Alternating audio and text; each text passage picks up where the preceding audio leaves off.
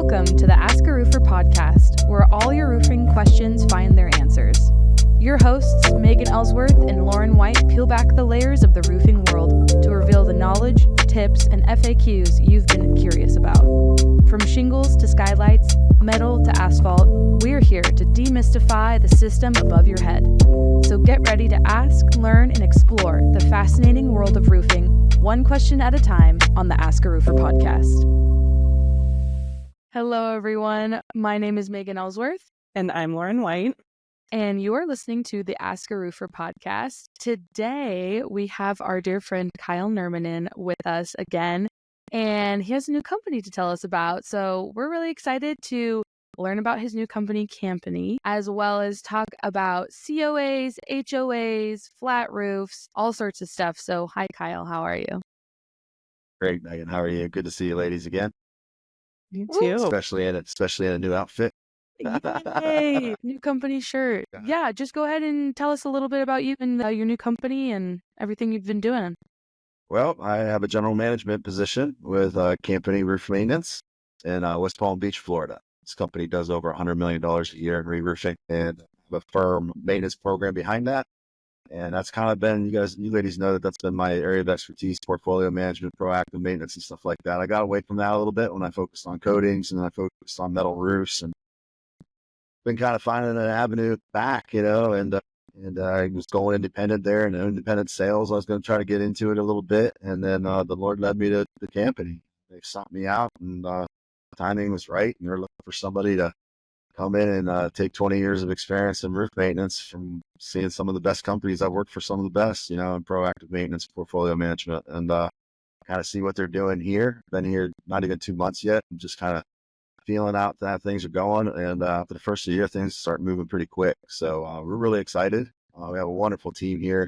They've been doing, just so you know, Campany does multi-residential, large commercial. They're one of the few companies in Southeast Florida still do their own lightweight concrete, coal tar pitch systems on a lot of these high rises on the ocean, where that's one of the best options. So they're really behind the radar. They're very well entrenched in architecture and engineers and general contractor world. And so you don't really see them or hear from them very much, and wouldn't even know that they do as much as they do until you hop on board like I have. And it's been quite an eye opener, and it's been a real blessing. So great. Well, congrats again. Thank you. Yeah. Thank you very much. And so today we're talking about flat roof care. Typically commercial roofs, but, a lot of times with condos and, HOAs, condo associations. For those types of places, what makes a flat roof a popular choice, and especially for commercial properties, the HOAs and COAs? Yeah. So especially in the Southeast Florida is just architecture and aesthetics. It's just like the look of the building, the style of the building. That's part of it. But some of the bigger reasons are basically ground space is limited. So putting the units up on the roof is not only a way to save space on the ground, but it's also a way to secure your HVAC systems, chillers, and so on and so forth. So put them up on the roof where the copper can't be ripped out of them or anything like that. They're more secure. Yeah, space savers. And also, a lot of commercial roofing, these buildings need large spans. And so you're spending so much in the steel structure or the concrete substrate to span a certain width to support a roof. The rafters would have to be so high. And so that's a lot of material. So yeah, it's to save the space on staying flat is way these large span buildings typically go. Interesting. Like these Amazon warehouses and so on and so forth. Can you imagine if you put a pitch on one of those things, how much extra square footage that would be? Yeah. Oh my God. It looked pretty silly, wouldn't it? That would look hilarious. Yeah. Would you say that I'm throwing a random question at you. Would you say people are leaning towards flat roofs for residential now for like patio space, like more space, especially if they live in the city? I want to say unfortunately, yes. But yeah, I know. No, I mean, but It's opened up another sector of our industry for sure. Yeah. Another thing that Campany is in, there's not a lot of people in the waterproofing space. There's two different terms for liquid applied. You're talking about roof coatings, like the silicones and the acrylics and stuff that we've discussed in the past for roof restoration. But the waterproofing are like multi-ply epoxy systems, that are completely waterproof. And then you can put like your fake grass, you can put your pavers over top of a full waterproof system. There are still some out there that are trying to put them on top of roof systems. Problem is, they don't last as long. And then, by the time the roof system starts going, you have to take up all that extra material on top of it. Yeah. So there's multiple options, but it's getting more and more popular, especially Southeast Florida, overlooking the water. Everybody wants to be on the roof. Yep. Any downtown city where there's, good firework displays, everybody wants to be on the roof, see the fireworks. So that's HOAs and condo associations. So as well. That's Yeah. commercial. Interesting. Yeah. So I like random questions. That wasn't so random. That's a good one. So what are some common challenges that flat roofs and people, living under flat roofs face in some of these condos and HOA commercial properties? They're very susceptible, obviously, to foot traffic. You don't walk on slope roofs as much. Most of the debris sheds off of them. There's not so many penetrations to reinforce, but when you're putting a lot of stuff on the roof, there's a lot more vendors and services to be had up there, from lightning rod assemblies to HVAC units, in heat stacks, stuff like that, grease stacks that come out of restaurants. So if you have any kind of a restaurant on there and you have a roof vent over it, it tends to have the grease come top of the roof as well. So that's foot traffic and equipment damage is what I'm trying to talk about. Heat stacks that can actually burn the surrounding material, anything that has chemicals on it. Chemicals, on the commercial side of things, there's certain types of roof membranes that work better in high chemical and acidic environments. And the biggest one of all of them really, and is always a concern, is ponding water. And you don't have slope, you're not shedding water. So especially down Southeast Florida, we get a lot of water really fast. It dumps down. So maintaining that drainage, positive drainage is anything that flashes off within 48 hours. So if it's still on the roof after that, in dry conditions and premium dry conditions, then it can constitute ponding water. And not all membranes are warranted under ponding water. They're not designed to withstand ponding water. Some of them are. So you have to know what your substrates are, what your options are, every situation is different. So those are all things you definitely need to take into consideration, and HOAs need to know that. That's why we're having this discussion, because you have all this going on. It's out of sight, out of mind. On slope roof, you really don't have much to worry about. But anywhere we have slope running into a flat, like on your back porches and a lot of these residential facilities, homes and communities, they're out of sight, out of mind, and they don't realize how much is actually sitting on that roof and damaging the roof. So it's all stuff they got to maintain and keep an eye on. Yeah, sure. That's so true, especially if people are trying to make a livable, usable space out of it too. Never know. Yeah. And a lot of things, since I just wanted to add randomly, it's not so random though. It just came to mind. I didn't have a note on it, but knowing it's a challenge to know residents, know enough about the roofing to even know what you really need. The modified bitumen cap sheets, granulated cap sheets, the granules and manufacturer's warranty are considered a maintenance item. Okay, that's why the roof coatings come into play, because those granular surfaces typically do not live as long as the warranty. So it's the responsibility of the building owner to maintain the community when they decide to go that route. You need to understand that. They need to know that, hey, about 10 years down the line, we're going to be paying for a coating. It may be a less expensive option now, but it is a real durable option. So you put a silicone coating on a modified bitumen down here in Southeast Florida, pretty solid system versus a single ply. But you have to catch it in time. It's like anything. If you don't keep your eyes on it and you forget about it, changes of boards and changes of priorities in the community, as board changes and property managers change, a lot gets left behind. Absolutely. Totally. Okay, so you kind of touched on this a little bit, but why is regular maintenance so crucial for flat roofs? And maybe what is that regular maintenance that needs to be done?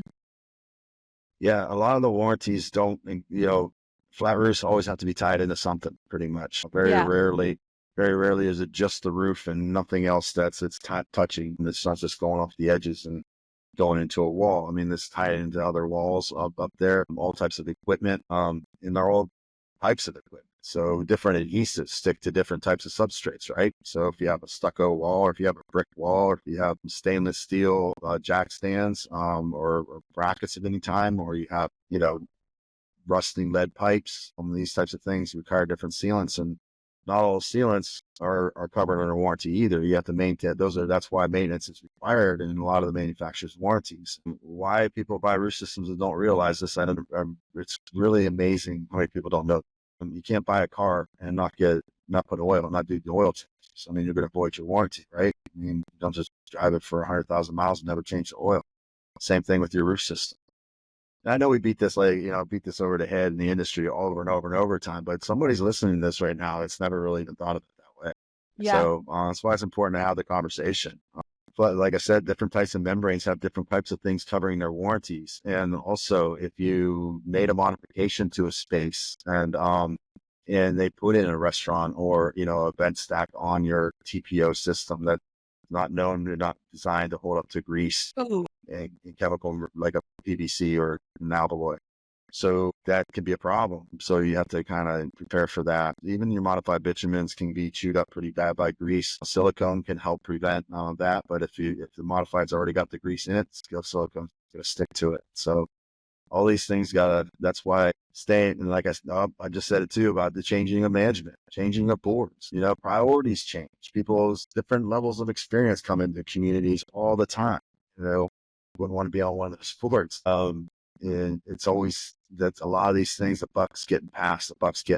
So if you have a maintenance program in a company like Campany, who's been on it for the life of the roof through all those changes, we're constantly documenting for insurance purposes as well as budgeting reasons and educating the new leadership in that community all along the way. Whenever you make a purchase, especially on that grand of a level, the price of the project alone is a majority of the cost. So you really have to draw and consider the cost of proactive maintenance of the warranty as well. Wow, interesting. That's why it's important. Really quick, another random question. What would you recommend? Maybe someone wants to start a restaurant and they're looking for a commercial space. What should they look for in a roof that would, withstand all the grease and all that stuff? I'm a big fan of PVC in those situations. Most of all, it's very chemical resistant. It holds up to ponding water. However, down here in Florida, even regular PVC, the chemical makeup has liquid plasticizers in it, and the UV down here really chews them up. Now, if they're under grease and they stay under grease, or they're underwater and they stay underwater, they can be fine and stay really well. But when the rains wash that debris away and then it dries out, before more grease comes or anything like that, they tend to crack as the liquid plasticizers kind of leach out of the membrane. So you can identify those when they're going bad by the way they start to crack and eggshell. So the KE alloys, like your fiber tile was telling me, is over there in my coffee shop bitty bag or my art club bag. It is a solid plasticizer. It's holding it together. It's a solid chemical makeup. So those don't tend to lose millage down here in Florida, just a fragment, and those can be much longer roof life because of that. So if you have a restaurant, it's got a TPO roof on it, and I've got a new roof and it's got a TPO on it, it's gonna be an issue. Just like always, I've been 20 years in the industry in Florida, and I'm always willing to give anybody a free assessment. So that's the best thing, is just get somebody up there that's going to tell you like it is, candidly. Yeah. And like I always say, my initials, but I keep it candid and tell you, even if it's not something we do, a smaller job or a small restaurant, we might not be the most price competitive. And I'm going to tell you that. Yeah. And hopefully make some referrals and even still nurture the relationship and help you compare scopes and make the best decision for you. So when you're ready to move to Florida and open that pizza parlor down here, let me know. Everyone reach out to Kyle. So earlier we were talking about coming up with a maintenance plan, kind of that proactive maintenance, which, for some might just feel like an extra step, something else to do, something else to budget for and that type of thing. But how can, HOAs, COAs, and even just building owners, how can that proactive maintenance help them save money long term? Well, you're catching damages beforehand. I mean, for insurance purposes, that's why roofing, especially here in Florida, the insurance is so difficult, and maintenance is a big part of that. And I did mention documenting things for insurance claims. I mean, they could say, this was like this before, and you neglected the roof, and we're like, oh no, we got photos right here. This wasn't like that. Yeah. And we have insurance for a reason. Keeping insurance rates down would be one of those reasons, because you can document and you can show the good condition that you're showing. I cannot speak that all providers will cut you a deal or give you some slack on your rate, on your premiums, because you do have a proactive maintenance program. But it is definitely going to prolong your roof life. It's going to minimize loss along the way as well. I mean, think about all the things that when you spring a leak on a high rise condo, say it's 20 stories high, and you got, a foot of water on that thing, the drains got all clogged because you didn't maintain them. By the time they get the overflow scuppers, there's a foot of water on the roof. If there's a single ply roof up there and a single hole in that membrane, it's all coming in the building and running all the way down every story. So that's a lot of damage. And there's a lot of claims. It's a lot of hassle. It's a lot of money all the way around for the community. And it's a lot of personal loss that insurance just doesn't replace it. Yep. And they can't replace that time you lost either, when you weren't able to be in your home because of the mold and, the old drywall replacement and so on and so forth. You still have the issues with high rises with plumbing. But I mean, it doesn't, the roof is a main player in all facilities in that. I'm trying to think of some more reasons. But nobody likes special assessments. Let's just put that. Yeah. Nobody likes to hear when they buy into I got into a HOA and my cost is this, and I'm already paying anywhere from $600 a month, expensively, to $6,000 a month, depending on where you're living. And now all of a sudden we didn't proactively manage our roofs. We were told we had 40 years on our roof, or some salesman or even citizens says you have 50 years on roof tile down here in Florida. People are actually writing their budgets and doing their projections and planning their reserves on a 50-year span. It's insanity. There's no such thing in Florida. And No. and just like anywhere, I mean, up north, I've roofed up north in the snow and the ice, and you never know what's going to get hung up and what's going to start wiggling loose. And once water gets under something and then it expands, it just exponentially increases the damages to the system. Yeah. And what you thought was a 20-25 year roof system only is starting to fail before 15 years. And at the 15-year mark, you find yourself have to replace, and you have no money for it. So it's so important to stay on top of the current status of the roof. And once again, I can't emphasize more importantly, the changes of property management, changes of the board, those people that are making those decisions. And if they're misinformed, they always love to point the finger to the previous manager, the previous board, but that doesn't help them where they're at right now without knowing the current status. So that's getting to advice at the end, but That's good though. I always get ahead of some good myself. things. I live this stuff and breathe it, talking circles all day.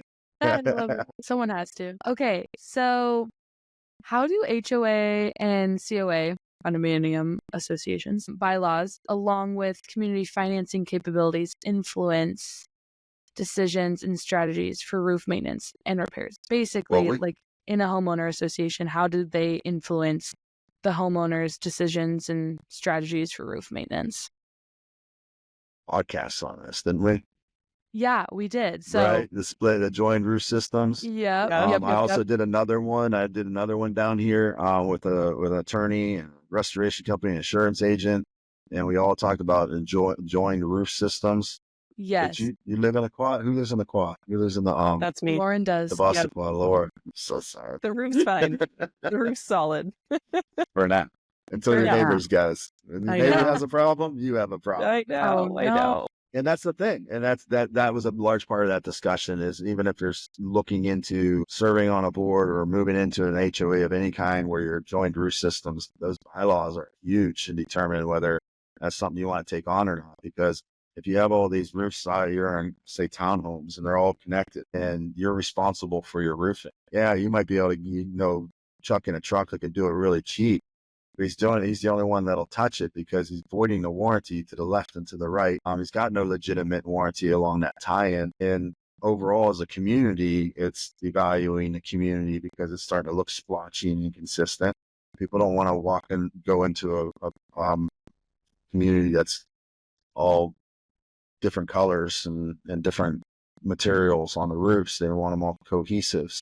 Those bylaws really play an important part in managing and how you do it, because you could get stuck with you're managing a roof system and you're being told you got a 20-year warranty, but because of what your neighbors are doing, you start having problems right away, or at 10 years and about 15, when you should be getting at least 25, your roof life's getting. So yeah, that's a pretty big mess. What was the other part of that? That was the bylaws. What was the other part of that question? Yeah, so along with community financing capabilities.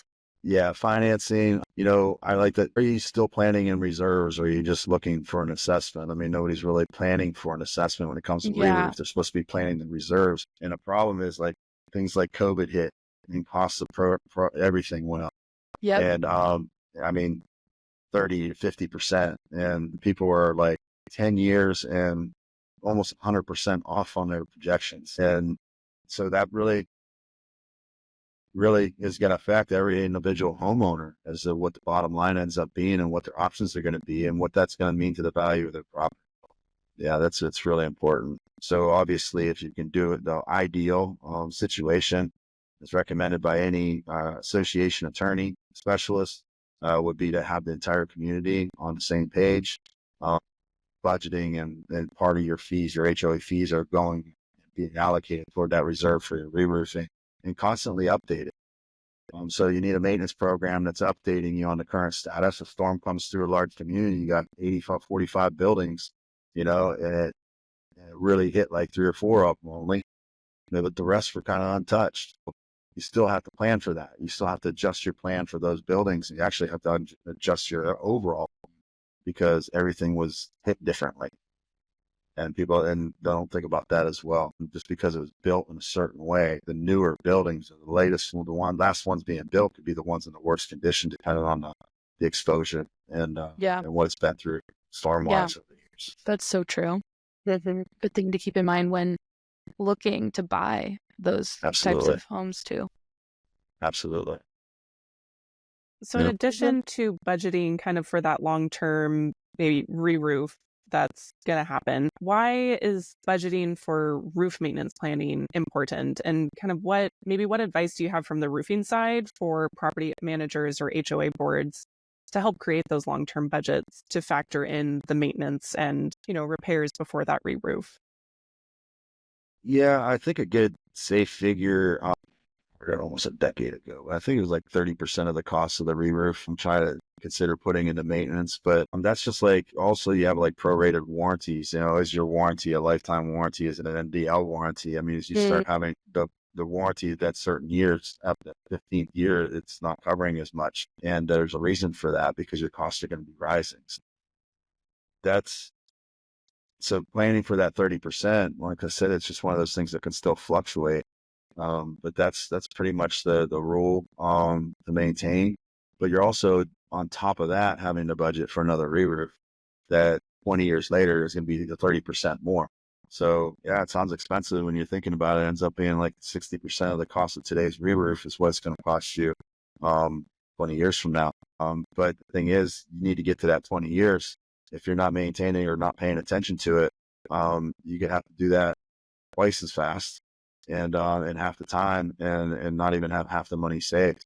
You might save some money and some minor money in maintenance, but you lost 10 years.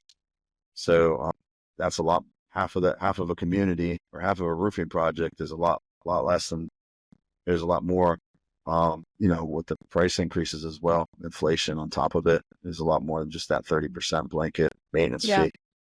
That's a good thing to start with, and then go up from there. Yeah, I mean, we're currently searching a database right now, and it's, we started looking at the first 1 to 3 years. So most of those roofs are still under a manufacturer's warranty or an installer's warranty. Sometimes your install warranty can be 5 years, depending on the roof system and the company applying it. They'll go as far as 10 years. So sometimes communities will The 10 years are usually on like metal roof systems that don't really hold any type of a system warranty. But the 5 years, the 3, especially if you're under a general contractor, if it's a whole community and a general contractor, that roofing contractor may be only obligated for 1 to 2 years to that general contractor, and then they're gone. So you need a guy, every community or building and HOA, condo association, or any commercial property owners need to be in tune with when their install warranty runs out, and they really want to know who their manufacturer is. You'd be surprised how many people in communities no idea who the manufacturer is and if they even have a warranty on the roof system. And they laugh and they think it's funny, but when you're doing proactive maintenance, it's one thing we didn't cover. You really need to know what systems you're dealing with and what warranty, what materials you're using. There's a certain skill set that comes with proactive maintenance, and that's knowing, first of all, what really constitutes a proactive or a degenerative issue, like something's breaking down prematurely, or if it's naturally breaking down the way it should be at the time it should be. And also, there's like 10 million coating companies always trying to come in Florida. Everybody's got a coating for everything. If it's not proven and you guys don't know how to, they're different. Every product line's different. You guys might be used to one that's a really heavy set, goes down really nice and smooth, and just kind of self levels and makes really nice comparison. You send them out this new cheap coating or whatever. You got to deal with a buddy that opened a coating company or something, or they bring it down here to Florida. It's not proven. They can't even brush it. Just kind of runs all over the roof. It just looks nasty. And then you might have required some extra primers and then also if it got really messy and then you continue having a leak there, if you had a warranty on it, the manufacturer's probably going to void it. Yeah. So a lot of the manufacturers have gotten into their own custom, especially the modified bitumen type systems. And the single plies, they're having their own coatings for their materials, and those are the only ones that they will back up their warranty on if you if you apply it before their warranty exceeds. Now, there's the flip side to that argument too. Material manufacturers aren't typically in the coating business, so some of the better coatings are for roofers, made by roofers, originated by roofers, and chemically made up by roofers for roofing, and they can be more durable. So that's the thing is, hey, you're under the coating warranty. So is my manufacturer's warranty at this point even worth anything to be worried about when I can put it on a fresh coating warranty? But then coatings have failure substrates that aren't in their warranty. So that roof continues to degrade beneath it. And anybody doing proactive maintenance needs to know that this is going on.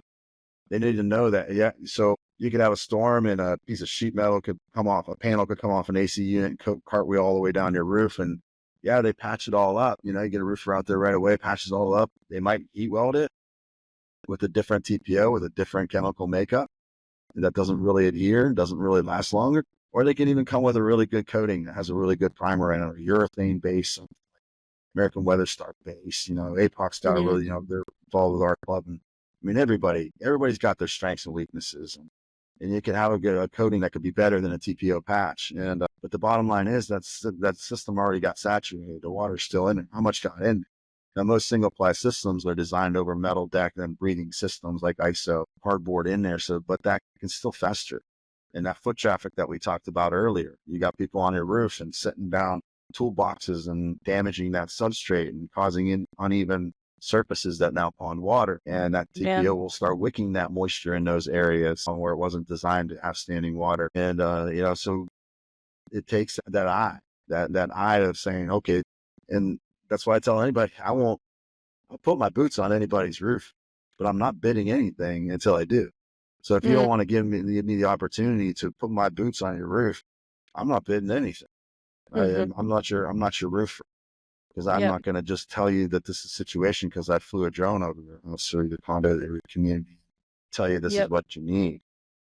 Even on slope roofing, there's a lot of it that comes with the skill set and walking on tiles to see what our pressure washing with bleach has done to your concrete tile over the years, and so on and so forth, and your shingles and the loss of granules, and feel them and feel how crispy they are. That's the same thing with roof systems. You have to know every single type of roof system to really do good proactive maintenance. So if your roofing company doesn't do them all, you can't. How many communities have flat and sloped roofs? How many commercial buildings have flat and sloped roofs?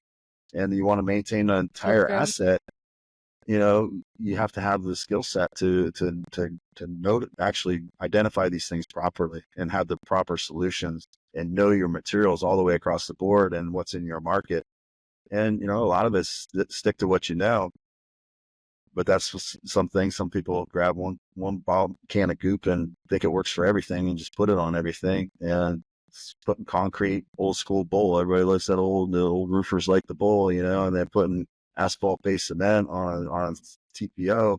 It's not meant to hold up to the chemicals, or they're putting it on a metal stack or on a metal roof, and it's doing more to corrode the metal beneath it than it is to protect it. Yeah. So yeah, all that comes into going on with that. Yeah. The examples. I mean, there's so many facets to the maintenance of your roof, no matter the type of roof you have. I mean, just to go into that a little bit more, this is our last question. Might as well finish off with a bang. What advice do you have to give newly established HOAs and COAs to create their own maintenance plan for the roofs in their HOA and COA?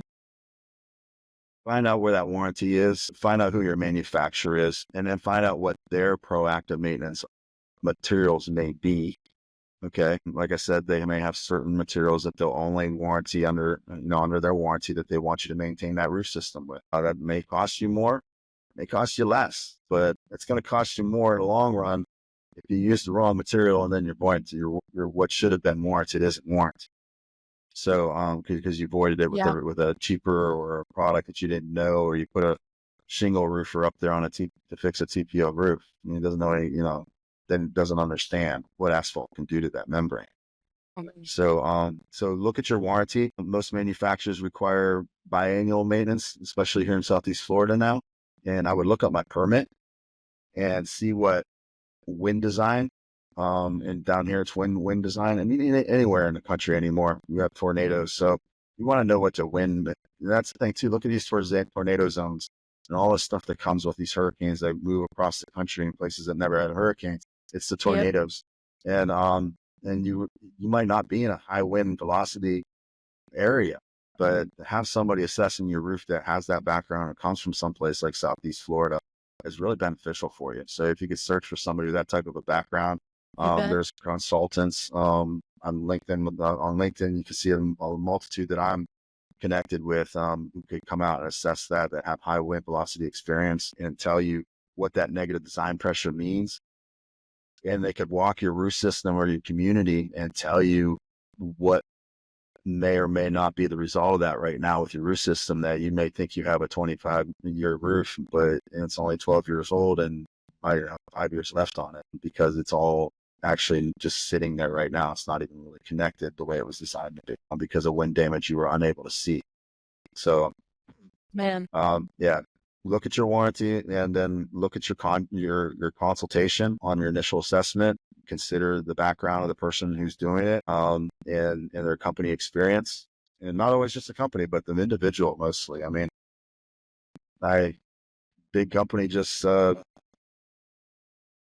assessed a property for an investment portfolio owner that I service, and they had their sale all caught up. They were having problems closing the deal, and they said, we're not gonna buy this property until the owner takes care of all these issues with the roof. And I said, we don't think they really have that many problems, get second opinions. I drove all the way across the state on a Saturday and threw a ladder up, and it was the best roof they've ever put me on. They bought a lot of bad ones. Usually, that's why it's been such a good client of mine. They buy them and then they need to bring them up to par. Then they have to recoup that cost on the deal. So I assess them and I let them know honestly where they're sitting and what their options are and what's their highest rate of return with that, maintaining a quality asset. But in this situation, it was the opposite. They badmouth the roofing contractor, and I says, I gotta tell you, it's just the individual. I can't say it's the whole company. That company's reputable. It was just an inexperienced sales guy, and I don't know. I can't speak for where the fault is, but that's an individual assessment. That's an individual person trying to sell you a bill of goods, and it's holding up your sale. Just close the deal. We'll take care of the minor stuff that needs addressed when it's done. Don't let it hold up your deal. So yeah, individuals that come of all shapes, and histories and backgrounds. So not just venture companies, but vet the individuals that are doing your assessments. It's a really good point. And reserve, they have reserve planning, and they have reserve studies. And a lot of boards don't even know the property management company might be handling the reserve or the roofing portion of that, or vice versa. There might be somebody on the board at one time that had a relationship with the roofer, but that's where their assessment came from. And that's where for the last 15 years, that's what the reserves have been spent on one guy that didn't really know what he's talking about. And now here you are, and you're in a pickle.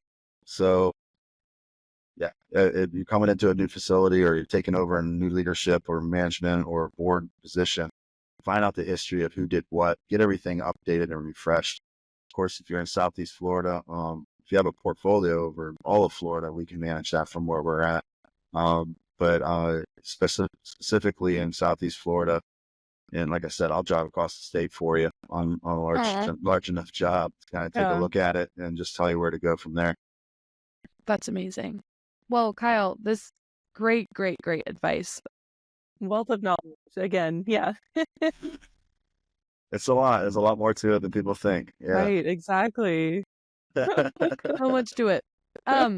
Everyone can find the directory for Campany on rooferscoffeeshop.com and AskARoofer.com to learn more and to get a hold of Kyle, and all that will be linked in the show notes as well.